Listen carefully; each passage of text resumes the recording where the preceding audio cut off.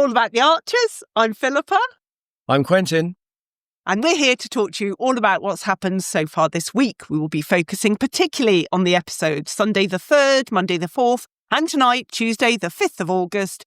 You have been warned there will be spoilers. Quentin, what do you think of the week? What do you think about tonight?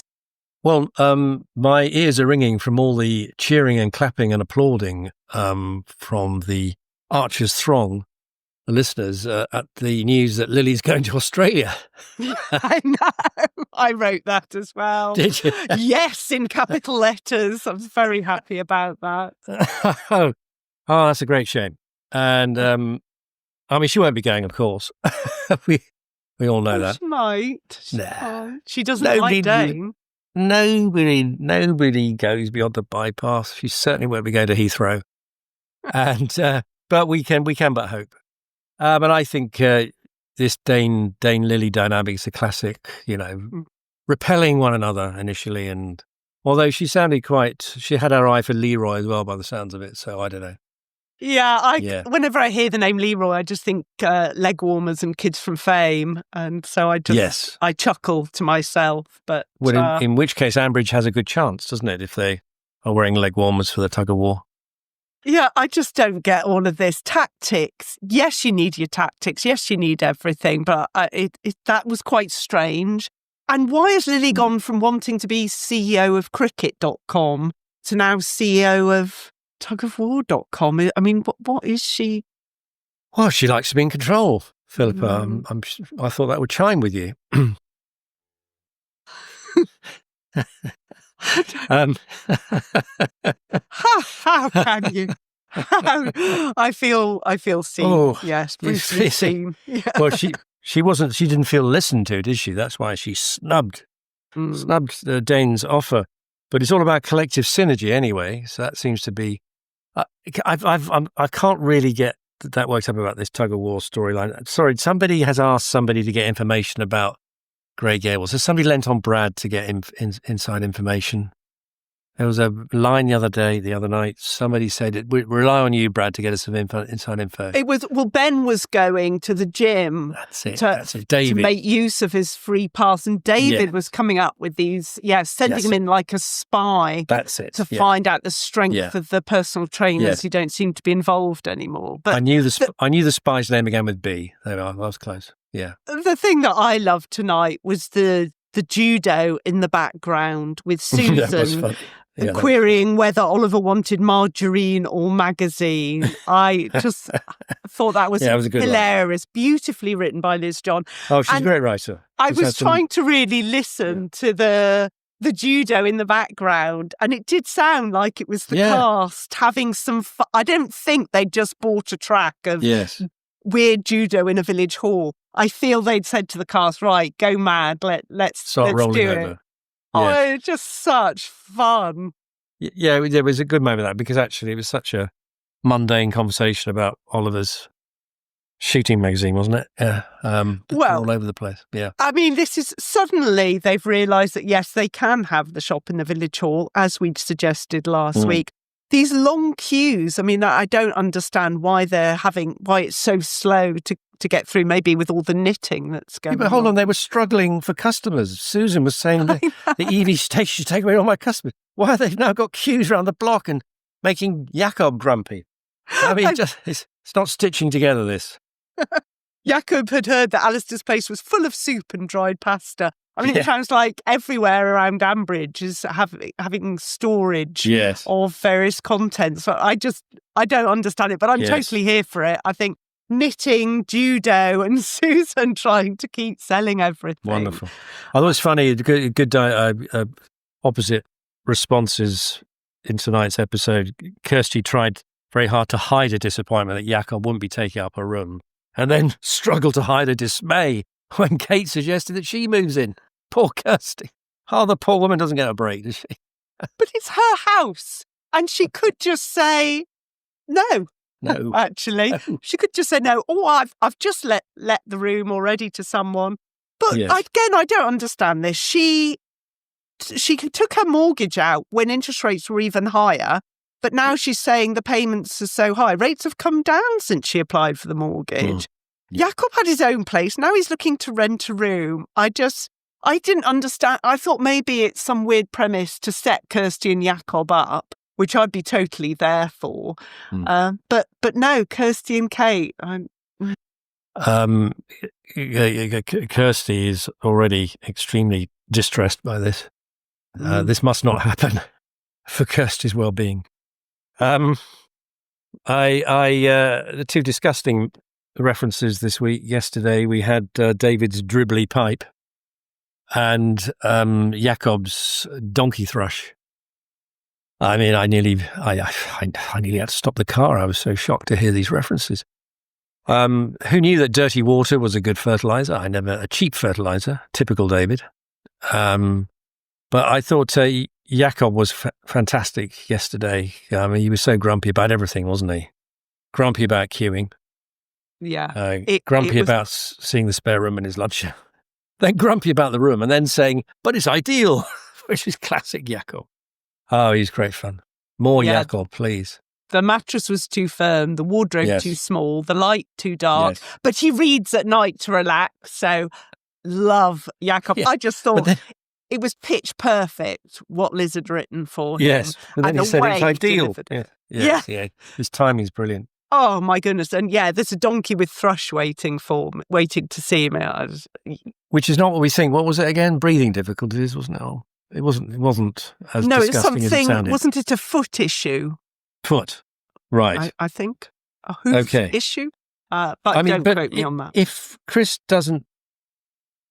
says that, sorry, is Jakob living in Willow Farm at the moment? I've got lost. Where's Jakob living at the moment? So Jakob is renting the home that Chris owns, that Chris received in the divorce settlement. Where's Chris going to go? Because Susan wants him out, doesn't she? And he wants to go where there's some room, not tripping over boxes. So where's Chris going then? He's not going to tip out. He needs somewhere for 2 to 3 weeks. He's not going to tip out his tenant. And that's going to be Alice, isn't it? Well, Chris, who knows? I'm just not. To be honest, I'm not interested. If he can't put punctuation in a text, then I'm sorry, I'm not interested. Right, we've written him off then. No punctuation. Yeah. Okay. Well, we've got to go to the. We've mentioned Liz John several times already, the writer this week, and she's been excellent, brilliant, some brilliant scripting. But I thought a pièce de résistance was a huge bust up between Justin and Brian. I mean, that was brilliant, wasn't it? I mean, God, loggerhead, and poor Stella in the middle.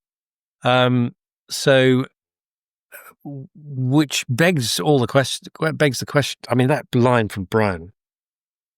What was it? You're weak and rot in the dirt for all I care, Elliot. Key music. Yeah. Tremendous. But Justin stood his ground. He's not budging, is he? But this whole wheat thing, that was going to be my prediction that Stella was going to actually harvest the wheat anyway. And that was taken away from me. So I have tweaked that prediction in a minute. But now Ben is saying that she should get in touch with Ruth. Now, is that for Ruth to hop onto a combine harvester? Yeah. Can Ruth drive a combine harvester? I don't know. Can she? Of course she can. She can do anything. She's a farmer. Of course she can. But it takes special training. You got to have. They bring in contract combine harvest drivers for that very reason. Yeah, but it's a lot of tech these days. You're fine. You just get a GPS to do it, don't you? Sit there and just... Yeah, you just ask Alexa to drive it for you. So, do you think Ruth is going to agree? Oh, yes, I think she will. I think the women of Ambridge will stand up and do it. But I was interested because you love Brian. I love Brian. So, if you had to take a side... I know. Come on. Let's hear it. What side would you be taking? Whether to harvest the wheat or not. Or who's right or who's wrong in all of this? Or who is slightly more right than the other? Hurts me to say, but... Justin is showing a little bit. I mean, if Justin had remained on his pure post-Scrooge mission to improve the countryside, without any profit was not the issue, then I would have more respect for him. Now he's chucking up vertical farms and storage whatsits. He has brought in money again, which has spoilt it. But I think his essential principle is a sound one, and plenty of people are beginning to say, Kate and Kirsty are saying, well, there's some merit to this.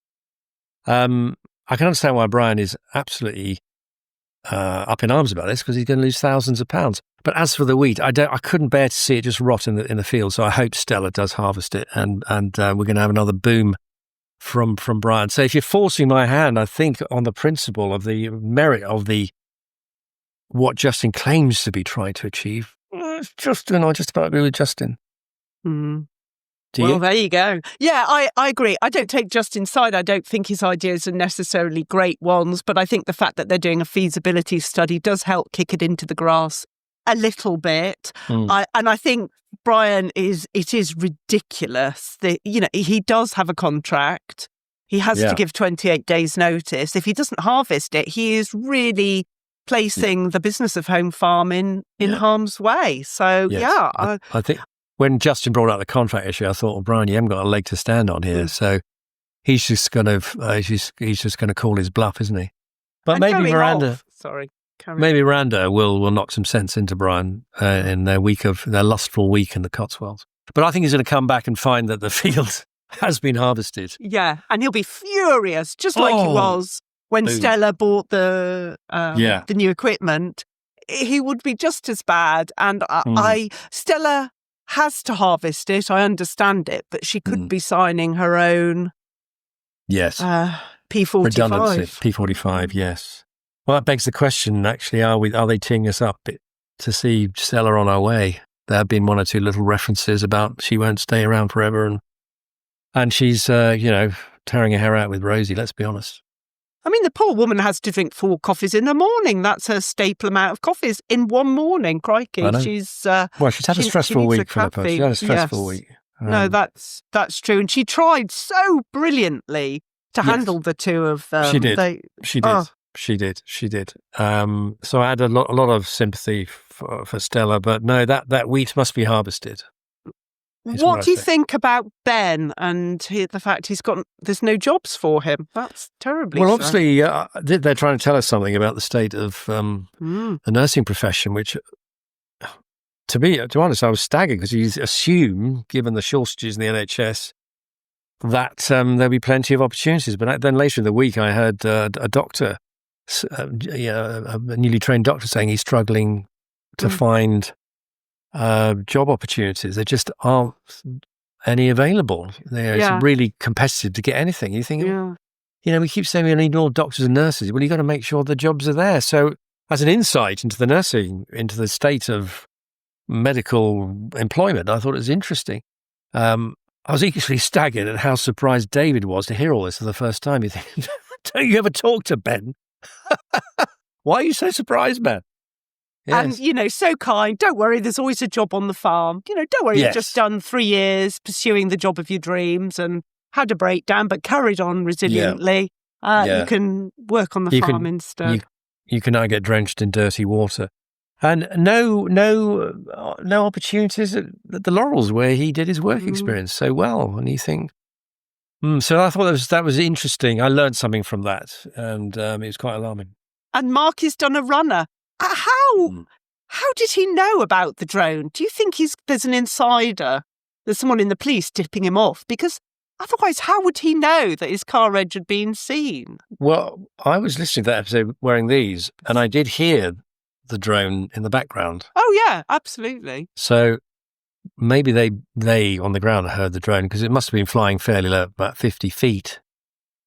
There was a fascinating post by somebody who flies drones and was telling us exactly the sort of angles and height this drone needed to fly at to get the registration number. So it was flying very low. So perhaps Marky or his henchman heard a drone and said, well, we might get caught, Gov. We need a scarber.